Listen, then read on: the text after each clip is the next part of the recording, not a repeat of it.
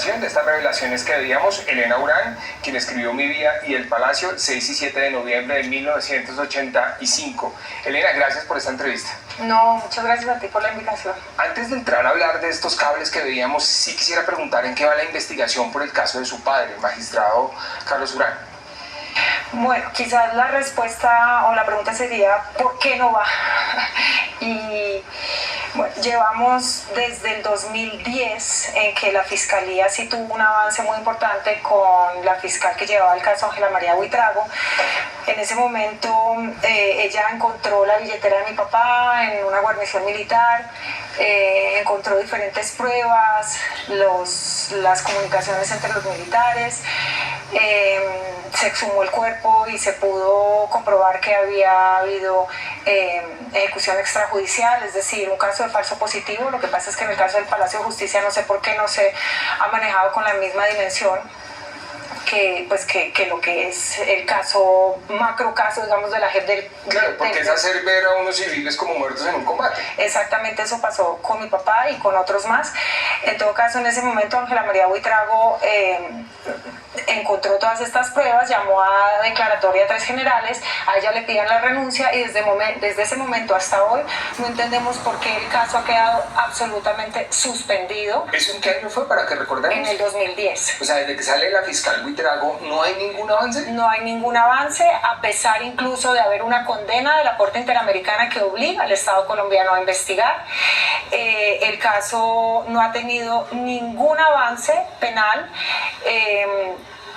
y con unos bajos todavía más sorprendentes, como el del fiscal que en este momento es magistrado de la Corte, Hernán Díaz, que en su momento llegó a decir que no había desaparecido, sino falsas entregas mal hechas. El caso es que en este momento incluso nos hemos enterado que están planeando que el caso, cerrar el caso. Que el caso precluya. Que el caso precluya. Y esto a pesar de haber cantidad de pruebas. Nosotros hemos insistido en que se solucione la situación jurídica, que se defina.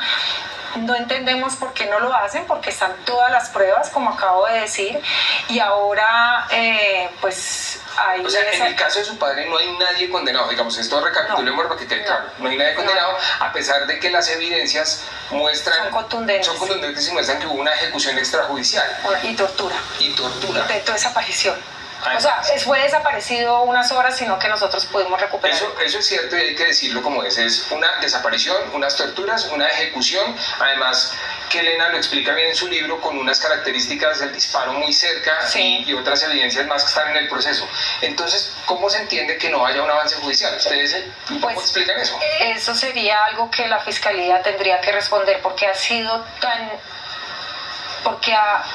tan pasiva, o cuál es el interés detrás en proteger a autores que ya están todas las pruebas. Incluso hay una condena de la Corte Suprema contra uno de los 3, contra Arias Cabrales, que es uno de los 3 vinculados en el caso de mi papá, o que en todo caso la fiscal Ángela María Buitrago llamó a indagatoria, y eso como que tampoco se toma en cuenta. ¿Cómo podríamos relacionar esto para darle un poco más de contundencia a las pruebas que usted muestra acá? Porque fíjese que hay una intervención, que era lo que veíamos en el informe directa de Estados Unidos, que es una cosa aprobada con unos archivos oficiales. ¿Ahí qué reflexión le queda a usted frente a eso? ¿Y cómo podría esto ayudar a que haya justicia?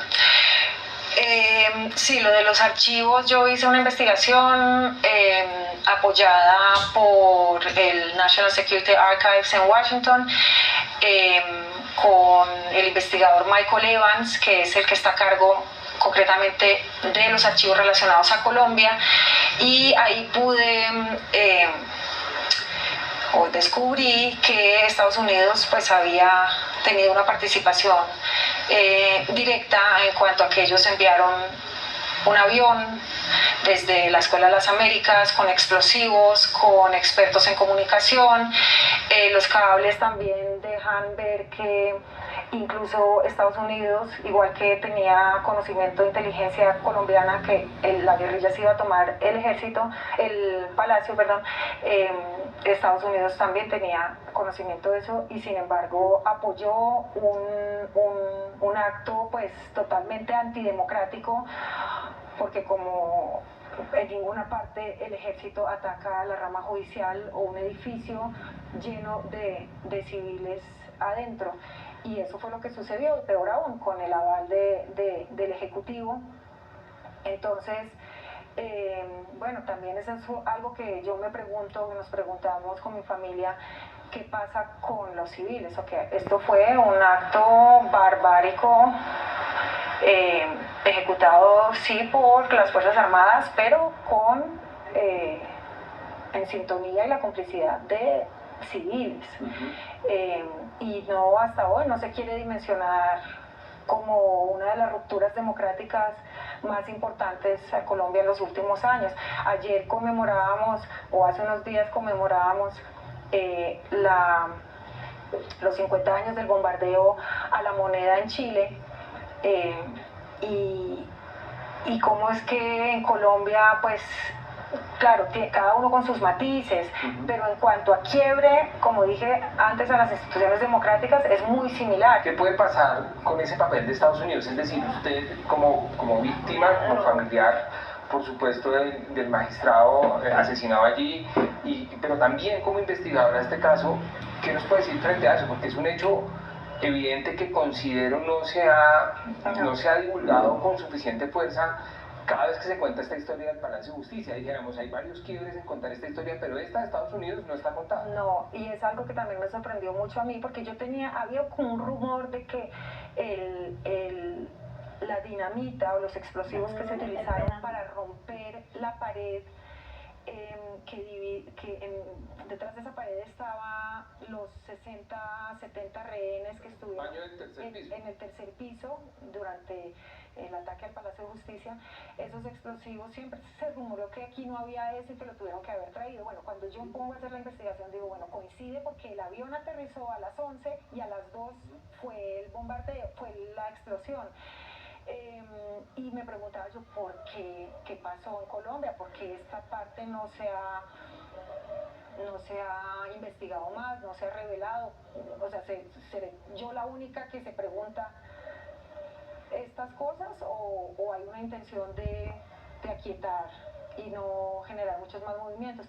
Yo de hecho creo que sería un buen momento para que, y siguiendo incluso el ejemplo de Chile, que el presidente Gustavo Petro hiciera una solicitud formal al gobierno, y aquí hablo a título personal obviamente, que el presidente Gustavo Petro hiciera una solicitud formal al presidente Biden, como una forma también de poder responder a las condenas de la Corte Interamericana. En esos archivos está toda la información, y si el gobierno estadounidense desclasificara por completo, y sin los manchones que yo ahora, pues que están ahora, tendríamos una respuesta muy contundente a lo que pasó, y quizás eso nos ayudaría a avanzar y no seguir tropezando en este hecho que llevamos 38 años sin ser resuelto, y es un fantasma que está ahí. Todo el mundo tiene una historia en torno al Palacio de Justicia, pero